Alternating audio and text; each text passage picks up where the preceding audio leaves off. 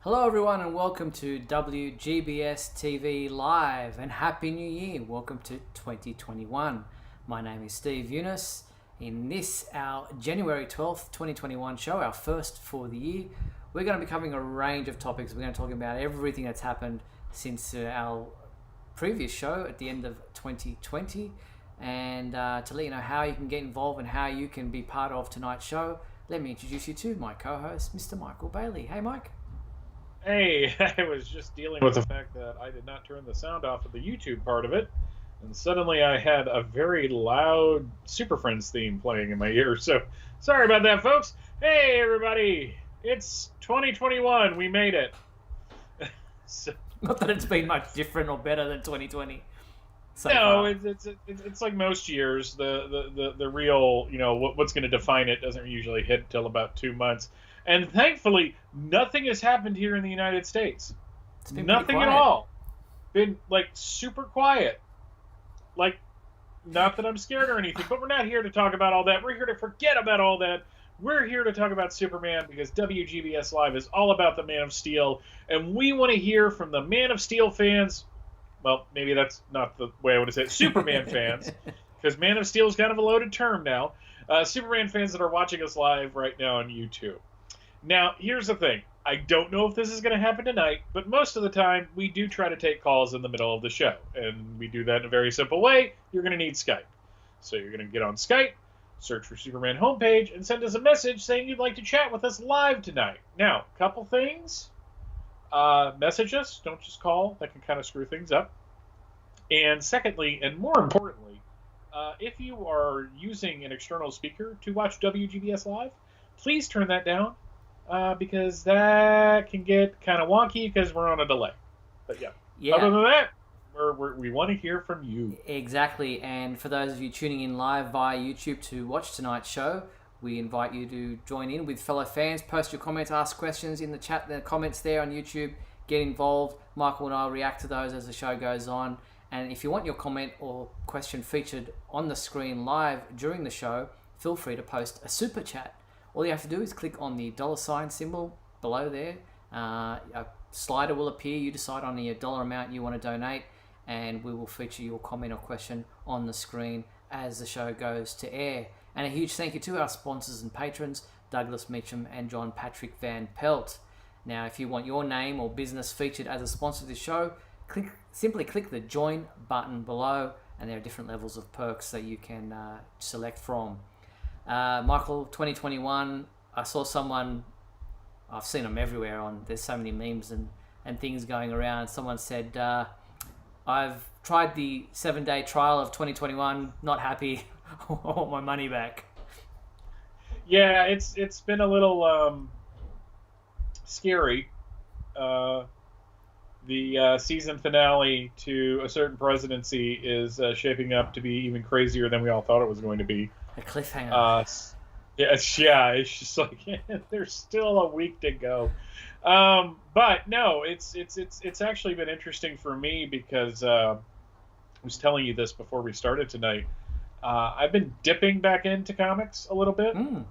I picked up the Future State Superman of Metropolis. That's what it's called, right? See, it's so memorable. I remember the title. And a couple other books, and I was just because one of the things we're going to be talking about tonight is that there's a new creative team coming on, and I'm going to be giving it a shot. So I kind of wanted to dip my toe back into it, and I realized maybe I'm not. Maybe I should stay out of the pool until Future State is over. So. Yeah, well, we do have a lot to get through for tonight's program because it's been a couple of weeks since we did our last live show. So let's jump straight in. As always, Zack Snyder is making headlines left, right, and center. We're hearing, and it's getting stronger, the whispers around that his version of Justice League will premiere on HBO Max as early as March. Like, we were hearing September initially, like later on in the year. But March seems like it could likely be the date that it'll premiere. Yeah, I mean, and it kind of makes sense.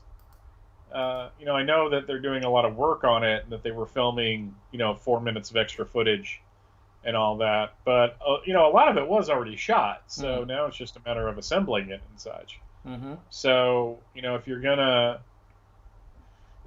do it, I don't think they can stretch this out till September.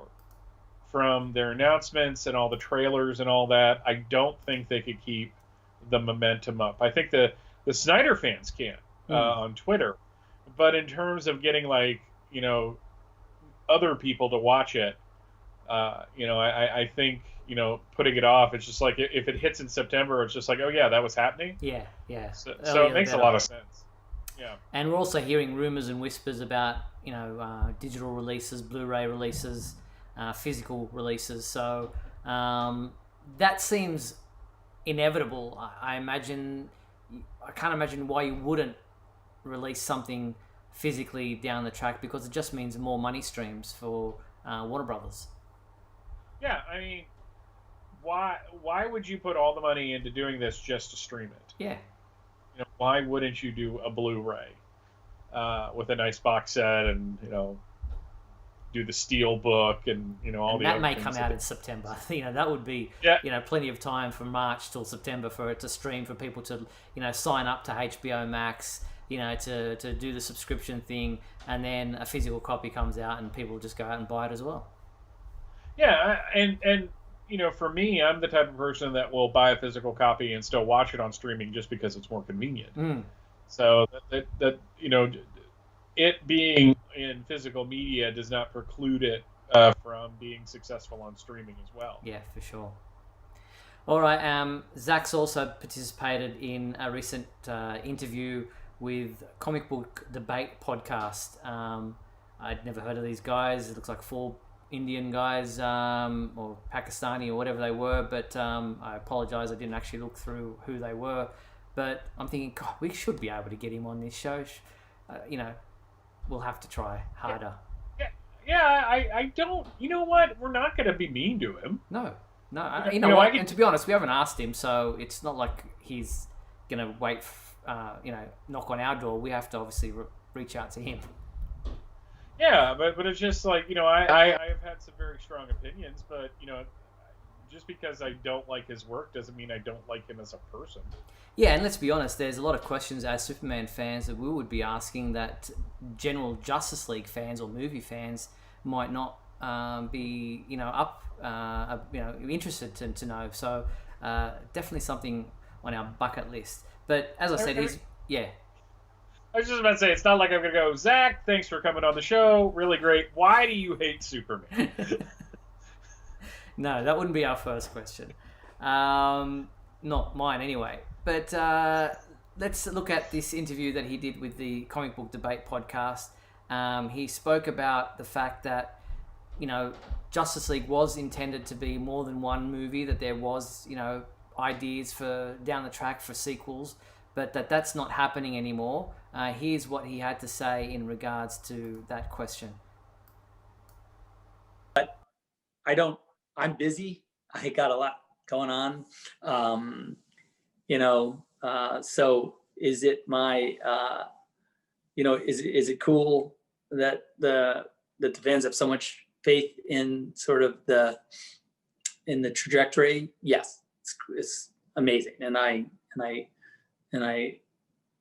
couldn't be happier, and I'm excited for them to see Justice League so they can really drink the entire elixir of Justice League. But as far as would I continue? I have no plan to, and but like I said, I didn't think I'd be here, so who knows? So there you have it. He's busy. He's got no plans to. Never say never, obviously, but it's not something that he has in the pipeline at the moment. So you can put that to rest. All those people, with that continue the Snyderverse or whatever, release the Snyderverse or whatever the new hashtag, new promotion, new petition is going on in social media. I think kind of rein that back a little bit. Yeah, I mean. Yeah, never say never is definitely the approach to it. I don't see it. Really depends on how it does. I mean, if it blows the doors off and it's really successful, the WB would be stupid not to take advantage of that. And I say that as somebody that is not a uber fan of these movies. Yeah. But if these people are in it to make money. So if it's something that's going to make money, it just the question then is, can you get the cast back together? And given everything that's happened with Ray Fisher, that's probably going to be a little complicated. Just a little. In regards to Superman in this movie, and here's my thoughts as a Superman fan.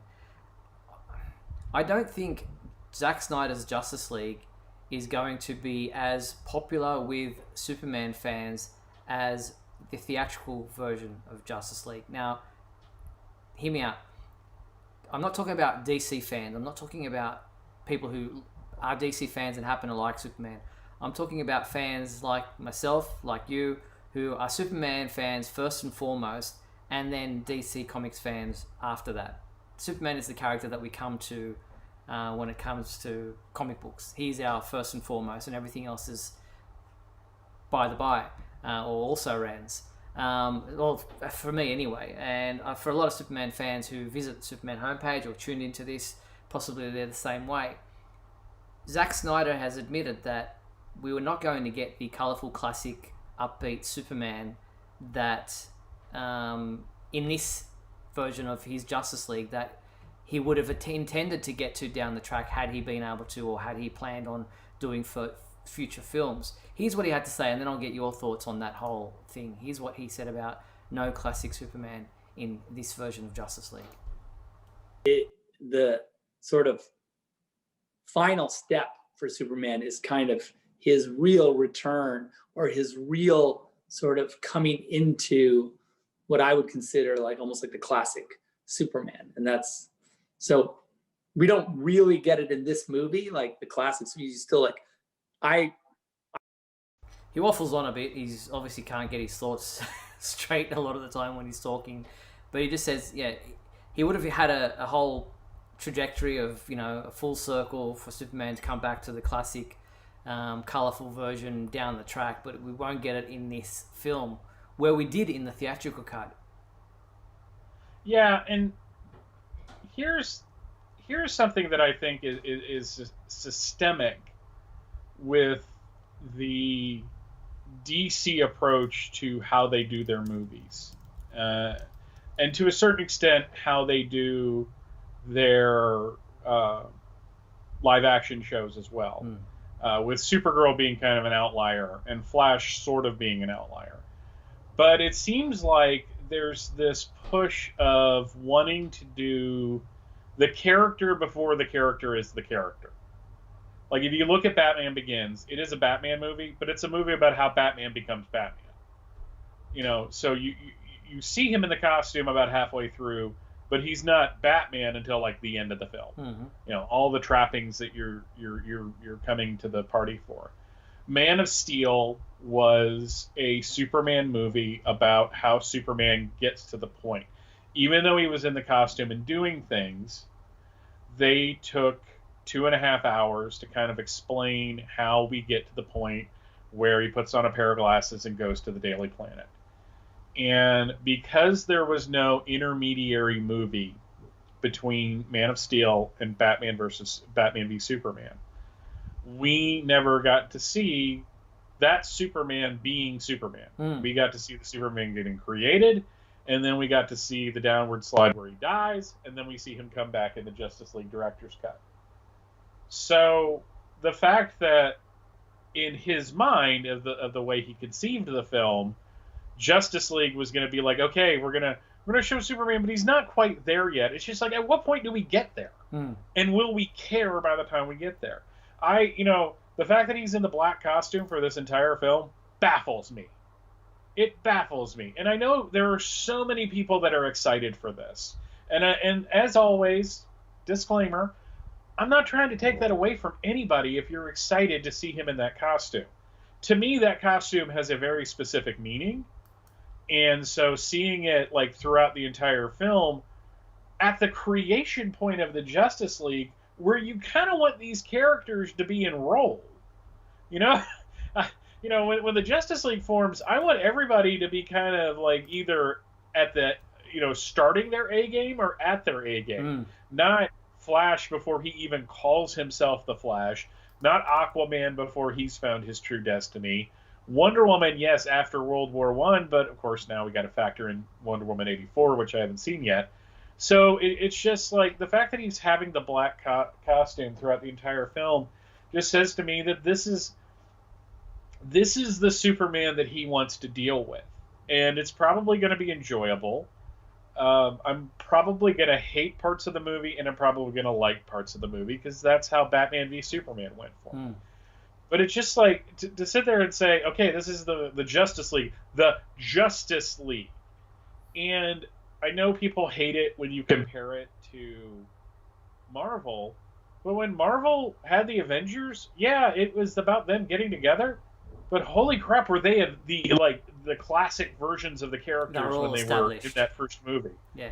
So it's just like it just seems like really weird to me that's your move, basically. Like Batman's allowed to be peak Batman, but Superman has to still be on this journey of getting to be the classic Superman. Yeah, no, it's like I said, I'll wait and see, and I'll reserve my judgment until the movie or the 4-part event, whatever you want to call it, is released. But I have my feelings that Superman won't be the version of the character that we will love to see in Zack Snyder's Justice League. But I will eat my hat if I'm wrong on that, or come March or whenever this thing gets released. Speaking of Batman v Superman, Zack Snyder has revealed that he is working on a different aspect ratio, reworking the remastering Batman v Superman Dawn of Justice. Why? More than likely to fit on the screen. I have a feeling this is something to do with Justice League. I have a feeling we're going to see, since they're splitting it out over 4 episodes, I have a feeling we're going to see some reviewing of the scenes from the nightmare sequence in Batman v Superman, either as a a prologue or potentially as an epilogue of it. So it's just, I just think it's for the streaming. I honestly do. I think that's the only reason. Unless somebody else has come up with a better theory, I'm willing to go with that.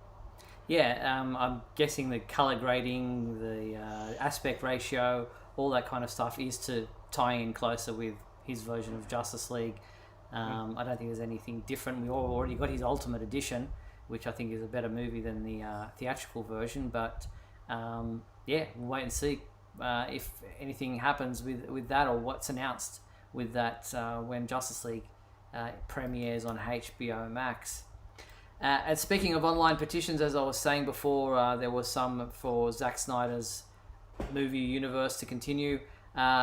Superman fans, Henry Cavill fans, on January 7th used the hashtag Henry Cavill Superman to kind of push Henry Cavill's case in front of Warner Brothers again. Zack Snyder himself got involved, posting the hashtag on his social media accounts, and it started trending. So you had a lot of fans out there for Henry Cavill to return in the role as Superman. Yeah, this seems to happen every couple of months now, where you have like this big social movement. There was a point that day where I was just like, okay, I'd like to scroll through my Twitter timeline and not see Henry Cavill as Superman for like 2 minutes. but no, I appreciate the effort. I mean, I've been on record for going on, what is it, almost 8 years now? Good Lord. 8 years now that I liked him in the role. I liked him as Superman. I'd like to see him continue to do it. Clock's ticking. Yeah, exactly. He's not getting any younger. But before we move away from movie news, Superman the movie is screening again on a number of Alamo Drafthouse theaters across Arizona, Colorado, North Carolina, Texas, and Virginia this weekend, from Friday, January 15th through to Sunday, January 17th. We've got a listing of all the dates and times for all the cinemas, all the theaters in Alamo Drafthouse theaters that are screening Superman the movie this weekend. So check that out on our website if you are interested. And why wouldn't Probably not the best time to do that, but okay. Yeah, well, I mean, there might not be that many people, and you can, I think they're selling, socially distanced seats and all that kind of stuff. They're using the right amount of spacing per square meter and all that kind of stuff that is necessary as far as how many people you can have in a closed room and that kind of thing. So, yeah, if you're confident and want to do it, I love seeing this movie on the big screen. Yeah, I'm gonna be the guy that's gonna be the last person to go out when everything kind of settles down. Yeah, well, I mean, obviously it's different there to what we're experiencing here. My wife and I went and saw Wonder Woman 1984 in the theater just the end of December, and they had seats well apart from everybody, gaps and sanitizer and all that kind of stuff going on. So I felt very safe. But as I said, our cases and our numbers compared to other places, they're a lot different. So I can understand. I mean, here I think they have somebody sitting at the opening of the theater that kisses you full on the mouth when you walk in. So that's a problem. America's just a weird place. I just want to put that on record. All right, let's do our weekly segment when we do the show. Our fan favorite segment. Here it is.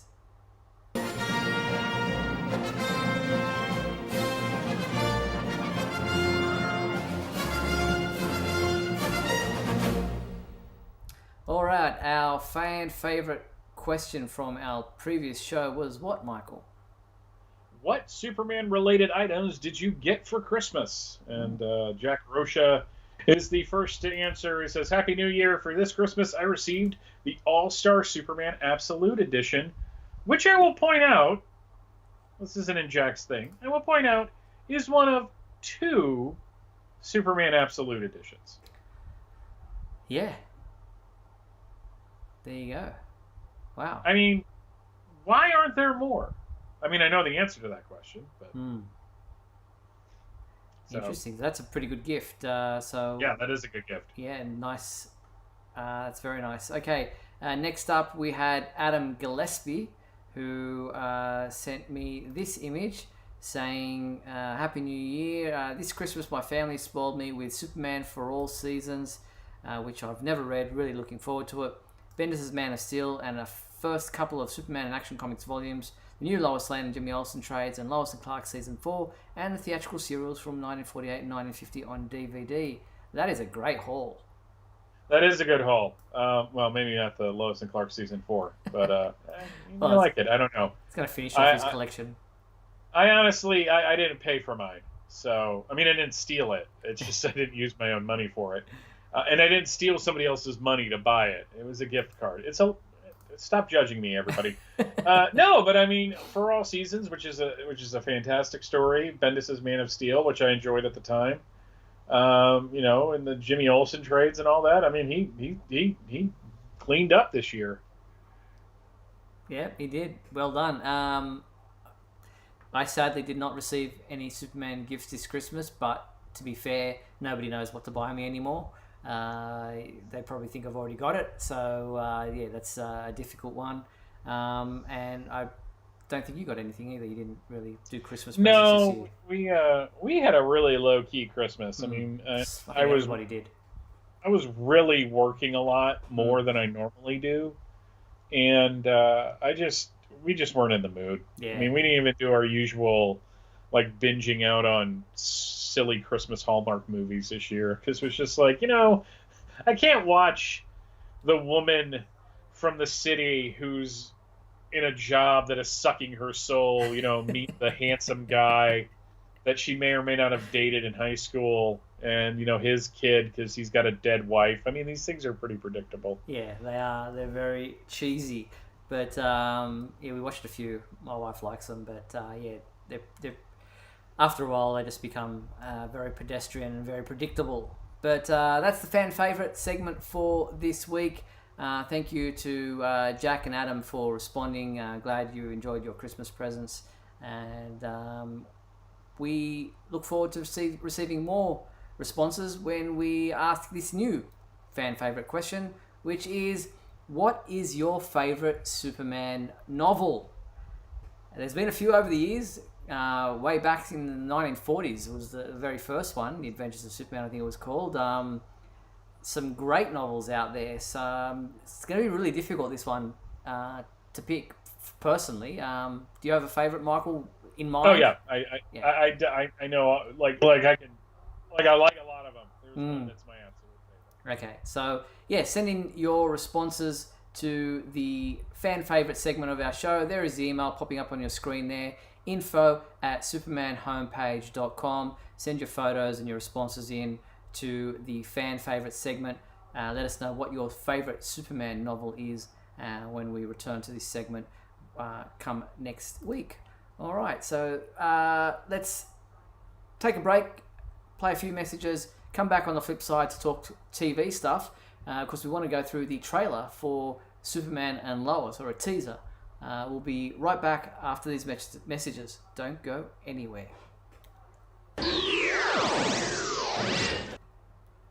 We'll be back in a moment with the exciting climax of today's episode. So stand by.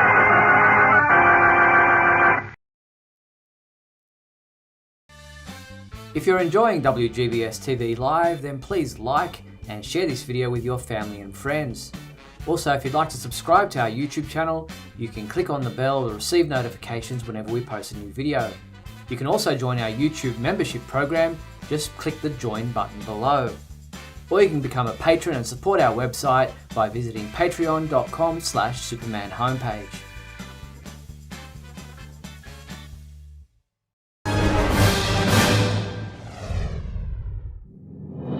Look, up in the sky. It's a bird. It's a plane. No, it's SupermanHomepage.com, the #1 Superman fan site in the world. SupermanHomepage.com, covering the world of Superman from the 1930s to today. News, reviews, rumors, and reports. SupermanHomepage.com for all your Superman comics, TV shows, movies, cartoons, radio shows, and more. Everything you ever wanted to know about the Man of Steel and more. SupermanHomepage.com. Thanks, Superman Homepage, for all the support over the years. I really appreciate it. I'm Matt Bomer, the voice of Superman and Superman Unbound, and this is the Superman Homepage. Right here on Superman Homepage. I'm freezing. Superman! Uh-oh, sounds like Lisa and Scott are trapped in the icy cave of that frosty-faced villain, Captain Cold. This is a job for Superman. My fast freeze zapper will freeze Superman forever. No way, Captain. Here, kids, my new Superman Hot Cocoa Mix is the super-tasting way to warm up. It's really sweet. And chocolatey. And see, Captain Cold can't take this warm reception. New Superman Hot Cocoa, the super-tasting way to warm up. And we're back on WGBS TV Live, where, as I said before the break, we're going to get into the television side of things. And we had a teaser, a first trailer for the upcoming premiere of Superman and Lois, dropped pretty much just after our last show of 2020. I'm going to play it for you right now and then get your thoughts on it, Michael. Just try to find it. Where is it? I'll grab it from here. Just doesn't want to pop up on my feed right there. So here it is. We all begin as one version of ourselves. But as we grow, life changes us. Every moment shaping our character, shifting our priorities, stretching every fiber of our being, until we think we've lost ourselves to the stress of it all.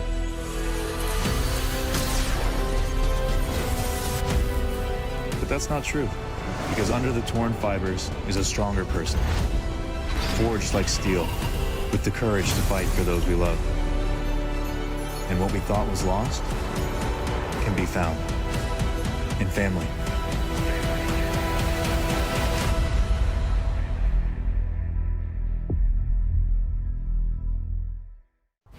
So there you have it, the trailer for Superman and Lois, talking about the fibers of family, and and the hardships and bringing things together, and very artistic style to.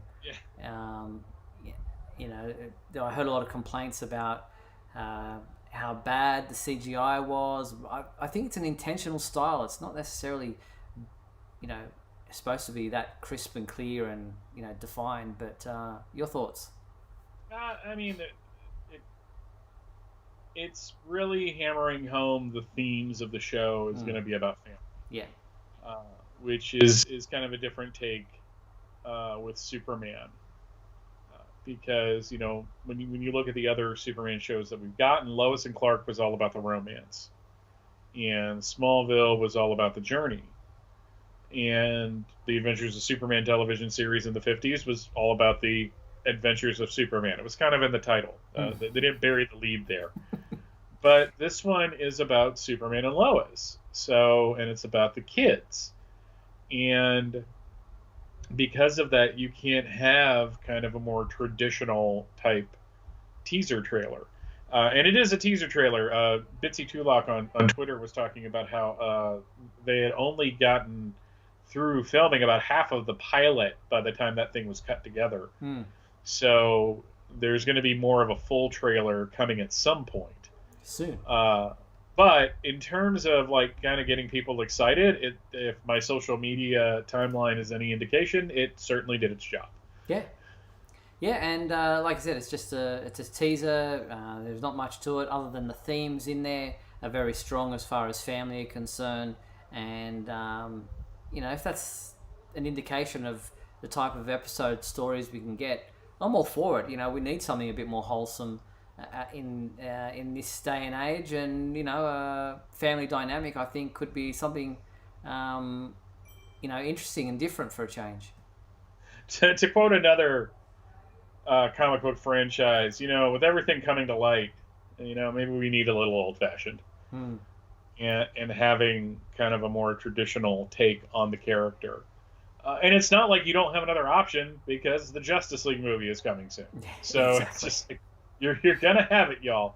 We have got, God, good Lord, we have got to stop this constant infighting in Superman fandom, where everybody is just trying to stir the pot and is just like I can't believe that this is Superman to some people. It's just like, well, it's because it's not for you. So true. You've got options. Exactly, Lord. More than ever. More than any time in history, especially with multiverses and different versions of the characters out there, you do have so much available to you. But speaking of Superman and Lois, they've recast, if you like, for this universe, because we're not. I mean, we know this is part of the Supergirl universe, but because of Crisis, things have changed. Morgan Edge has now been cast for Superman and Lois, and obviously previously in Supergirl we'd seen Morgan Edge played by Adrian Pasdar, but now we have Adam Raynor as Morgan Edge for the first season of Superman and Lois. Yeah, I'm not familiar with this guy. I was actually a little disappointed because I like Adrian Pasdar as a actor.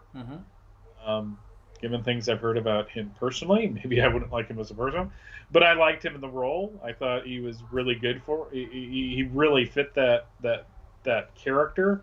I am not familiar with this actor, but then I think you can put that on a soundboard, Steve, and just make things a lot easier for both of us. Hang a sign because around I'm not familiar with most actors that they have on television. Yeah, no, I've never seen Adam Raynor before either. Obviously, he's been in other shows I've never watched. Mistresses, At Home with the Braithwaites, and Making Waves. But I've never seen or heard of any of those, so I don't know what his acting abilities are. But as far as the character is concerned, he's described as an intelligent, eloquent, and impassioned self-made mogul whose innate ability to motivate is the means to his success and others' demise. We know, obviously, Morgan Edge from the comic books and other versions of the stories where he is pretty much that, a self-made mogul. At one point, he was the owner of the Daily Planet. How and why there's a different actor or a different person playing a role that's been previously seen will, I guess, probably be explained by Crisis. It's not the first character that we've seen recast by with a different actor that we've seen previously, but I don't think that Morgan Edge had that much of an impact on viewers that they're going to be that confused. Yeah, I bet you there are people out there that completely forget that he was part of the Supergirl television series in the 3rd season. So, or was it the 4th season? See? Now, I know it wasn't the 4th season because that was Agent Liberty. But no, you see, what I want them to do is go full out like what they did in the Bronze Age, where they introduce him and he turns out he's an agent for Darkseid, but then it turns out that wasn't Morgan Edge, that was a clone, and the real Morgan Edge emerges later on. So, I have no idea why they did. So, Superman and Lois will premiere on the CW on February 23rd. That's a Tuesday night at 9 p.m. So, not far to go, folks. Only, just over a month. So, yeah, we are almost there. I'm sure we will get a full trailer, and much more promotional material real soon. All right.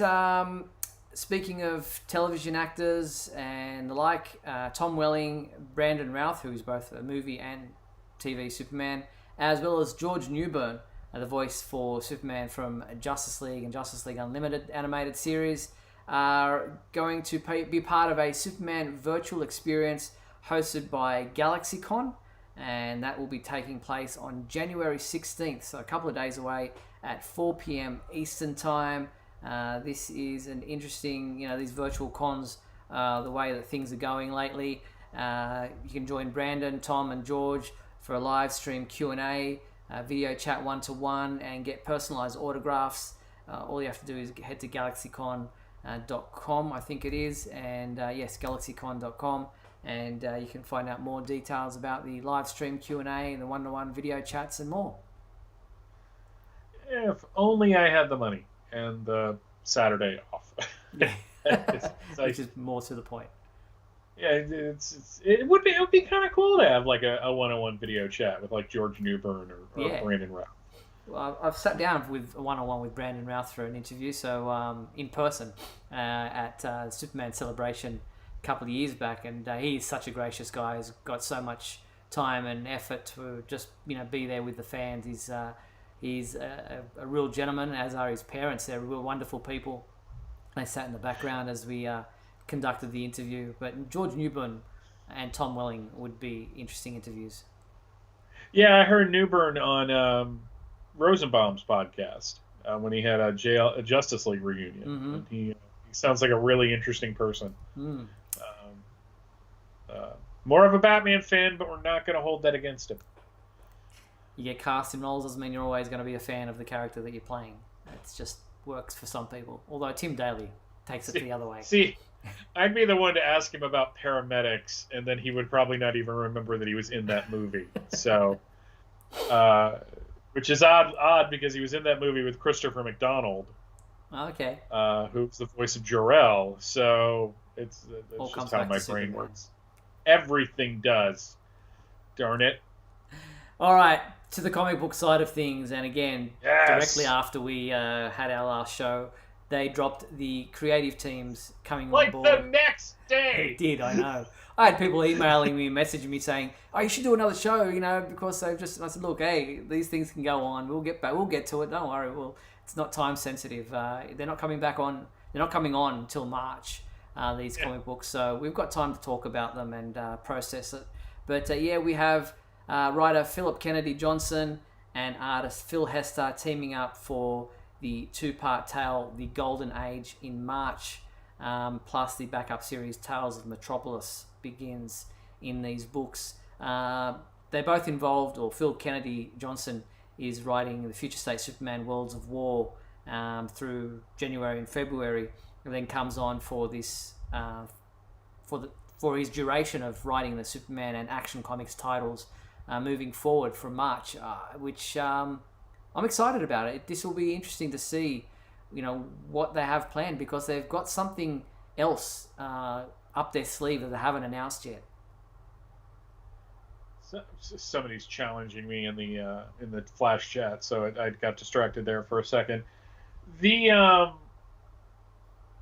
I saw the name and I didn't recognize it. And again, that is just more of me not being as connected to the world of comics as I have been.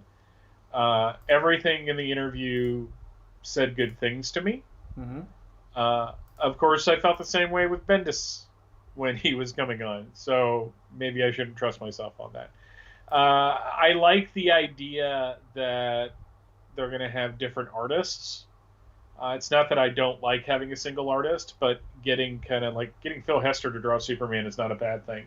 And the fact that Jamal Igle is going to be drawing the Superman part of the Zero special that they're doing to introduce this new initiative. I'm cautiously optimistic. I'm actually going to be reading it because my problem wasn't collecting Superman. It was the fact that I didn't like what Bendis was doing with the character.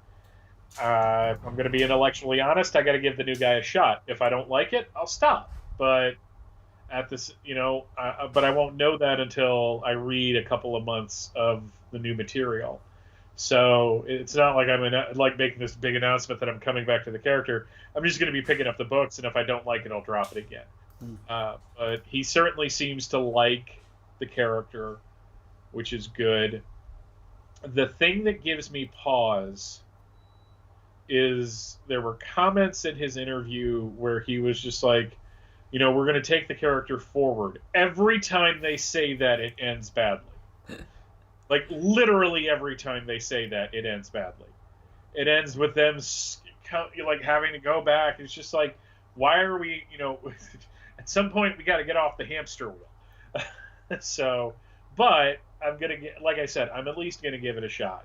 I was a little disappointed that they termed this the Golden Age, and they're not actually going to deal with the Golden Age Superman, but apparently I have Batman Superman for that. So that's fascinating to me. I don't know. Did that news hit before we went to on our break? I think it did, yes. Okay. I vaguely remember talking about it, but gee, a lot's happened since then. Yeah. No, I'm actually more excited that Jamal Igle is going to be drawing a little bit of Superman in that special. But, I'm going to be checking out his Future State stuff, just to kind of get a feel of his writing. Yeah. But no, I'm neither really, really excited, nor am I disappointed. Yeah, it's kind of a wait and see approach. We actually have tentative steps in place to interview Philip Kennedy Johnson. Reached out to DC, and they've gotten back to us saying, he's just a bit busy at the moment, understandably, and his plate was full with other interviews, but we are likely to get an interview with him. So if you have, not just you, Michael, but our listeners out there, and a question that you would like us to ask of Philip Kennedy Johnson, then please send an email to info@supermanhomepage.com. We will try to use whatever questions we get that are appropriate to the interview.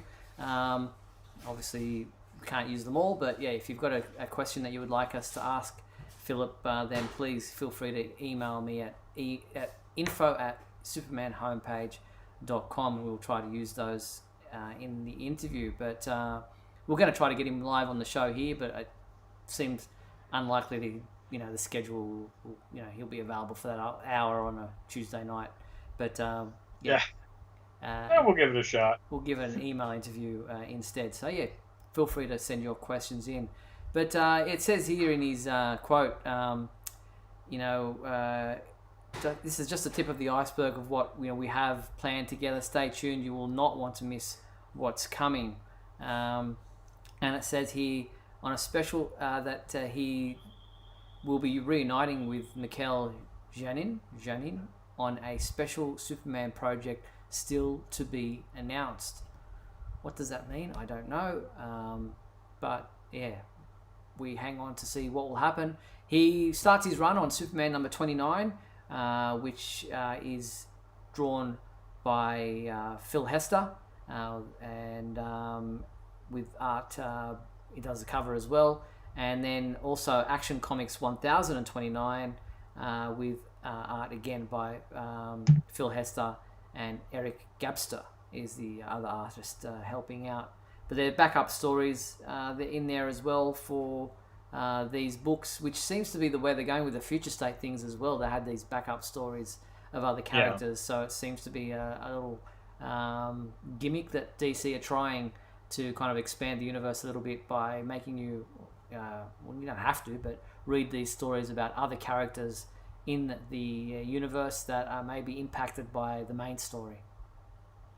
To answer Mind the Gap, who told me to bring Speed back to Superman, Joe Morton was in that. Not only was he Cyborg's dad in Justice League, but he was also on Smallville. And Richard Schiff had a role on it, and he was Email Hamilton. So, yes. Wait, were there two? Wasn't Joe Morton's character Dr. Hamilton as well? I think he was. Might be right. Yeah, I think. Wow, that makes it a twofer. So there you go. I mean, yeah, well, exactly. Yeah, you got it 100% right. So so back to the comics. Looking forward to Superman 29, Action Comics 1029 when they come out in March, and to see the new direction that these guys can bring Superman towards. After what Bendis did, and I'm glad to. Not to put too fine a point on it, see the back of JR's art. Yeah, it was not his career best. Let me put it that way. Stephen Hamilton is the guy's name, not Emil, the character. Well, he was still a Dr. Hamilton. Yes, so. Exactly. Also, out in March is DC announced in the vein of the Batman Black and White anthology series, they're doing Superman Red and Blue, a new 6-issue DC comic book miniseries presenting fresh new visions of the Man of Steel, featuring an incredible slate of comics' most exciting and innovative storytellers, creating comics paired back to Superman's 2 signature colors of blue and red, or cyan and magenta for color nerds. What do you make of this? Superman anthology is always welcome. I really wish Superman, The Adventures of Superman, the one that came out when the New 52 was around, had kind of stuck around for a little longer. But yeah, you're fine. I'm looking forward to it because the art that they've given is gorgeous. I mean, it's really nice looking art. So it's gonna be interesting to have like this. Yes, you're fine.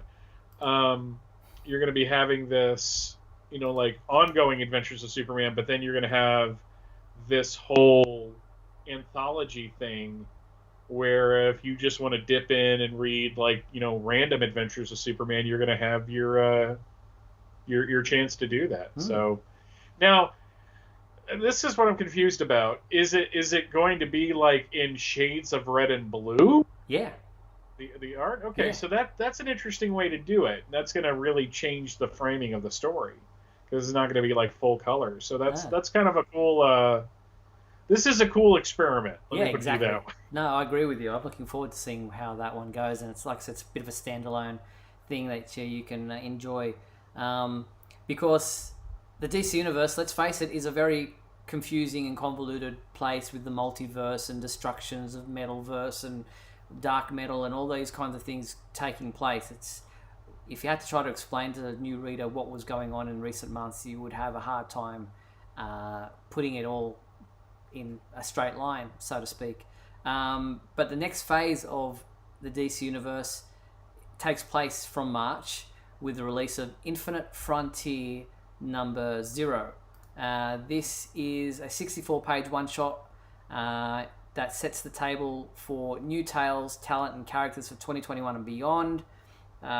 It's like the beginning of a new era of DC Comics, is what the quote from writer Joshua Williamson. It's resulting in a bold, fun, and exciting new direction. There are lots of teasers, new storylines, surprises, and mysteries for the year set up in Infinite Frontier number 0. I'm wondering if this is the delineation of a new era. Like, we had the rebirth era up to this point kind of thing. Will now be Infinite Frontier will be the new way forward, moving, from March. Yeah, I kind of got that feeling. It does have a feeling of like the rebirth special, except less, universe building and more multiverse expanding. Yeah. Just kind of giving you a taste of everything, and both companies have done this in the past. Marvel did it a lot over the last couple of years, and what I'm more kind of fascinated by is that we have a new regime at DC now, and DiDio is gone. Jim Lee is not the driving force. A driving force behind. You're fine. Driving force behind it, and now we're seeing what the new boss has in store. And from the looks of it, they are doing something that is similar to something I kind of wanted them to do, which is have a variety of versions of their characters to cast as wide a net as possible. Instead of spending all of their time trying to bring their universe together and have everything tie into everything, the audience for that is not there anymore. Yeah. On a wider level. There's probably people watching this right now going, well, I like that. Well, yeah, of course you do. And I'm not trying to take it away from you. But when you look at the success of the YA graphic novels and the fact that we have so many different iterations of these characters running around a multitude of mediums, it just makes sense that you would try to cast that. So we have Superman in Action, which are about, like a contemporary Superman and trying to drive that character forward. But you also have Batman Superman that is going to be about like the 40s versions of the character. You've got Superman Red and Superman Red and Blue, which is going to tell different stories and allow creators to tell outside of continuity stories about him. And I think that's just the best way to do it. Yeah, so it sounds like moving forward, the multiverse is intact. Their stories can be in any timeline, in any universe, in any variety of ways, and they just want to tell good stories without trying to fit it all into one universe. Let's face it, there are so many books and titles out there at the moment that I don't think anybody's crazy enough to try to fit them all in and try to keep a unified history, if you like, of the DC universe like we did back in the early 90s, so mid-90s. So I think it's a new era. New readers don't really care about that kind of continuity anymore. They just want to read good stories, and that's it. Yeah, I think that's how the idea of creating the lifelong fan is not there anymore.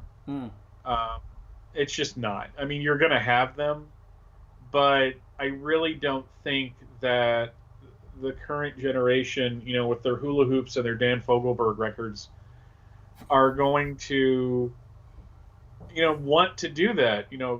Entertainment is now very disposable. It's disposable, not disposal. Because I can speak, I promise. It's been a long day. Entertainment's disposable, and streaming has replaced, having a giant Blu-ray or DVD collection. And yeah, physical media is important because, you don't have to worry about the power, the internet going out to watch anything. But there are people that don't want to clutter their homes with this stuff. So having stories that are entertaining and probably have an evergreen factor to it because they are so general, I think it's just a smart business decision at this point. Yeah, and if you're interested, this new 64-page oversized one-shot is going to be available on Tuesday, March 2nd, and it'll be interesting to see where things move forward from that point onwards. So make sure you check that out.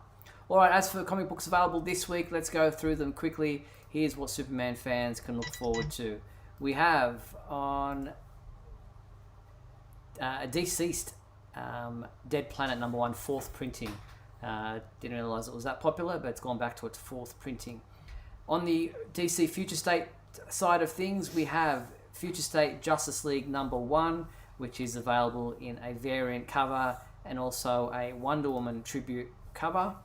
We also have Future State Superman Wonder Woman #1, which again is available in a variant cover and also a movie tribute cover. We have Future State Kara Zor-El Superwoman #1, which is available in a variant cover right there. And then we have, on the trade paperback side of things, Heroes in Crisis, The Price and Other Stories collected together. And then on the DC Digital First Publishing Program side of things, Challenge of the Super Sons Chapter 5 is available to download right now. So that's what's out this week for comic book fans. Which one? Interesting. Did you read any of those? No, you read last week's Superman. Yeah, I read last week's. I haven't bought them yet. I bought 3 comics last week, y'all. It was a big deal. I bought the Superman Future State one. I bought Generation Shattered, and I actually bought the Secret Origins death metal thing. Nice. Because I wanted to see what they did with Superboy Prime. Yep. And I ended up walking away from it going, Jeff Johns, would you stop telling us to get a life? Which is pretty much what Superboy Prime continues to do. Yes. It's just I had so many thoughts on it. Yeah. But let's get to the figure, because we're almost out of time. We're almost out of time. I just wanted to quickly touch on this one. This is the Entertainment Earth are taking pre-orders for the Mafex. Just going to open up the graphic for you right here. The Mafex Return of Superman action figure. It just stands over a little bit over 6 inches tall. It comes with 2 head parts. I'm going to go through the images quickly there. It's multiple hands, rocket boots with effects, and a figure stand. And you can pre-order this one for its January 2022 release, so a year away, but it will be available for $104.99. Yeah, that's my biggest problem with this thing, because it's gorgeous. It is absolutely comic book accurate. The fact that it comes with the rockets is amazing. I don't want to spend $105 on anything. No. Yeah, I'm with you there. All right, well, that pretty much brings us to the end of tonight's show. Before we do sign off, I want to thank everyone for tuning into WGBS TV Live. I want to thank everyone in the comments there on YouTube for your participation and involvement in the discussions going on there.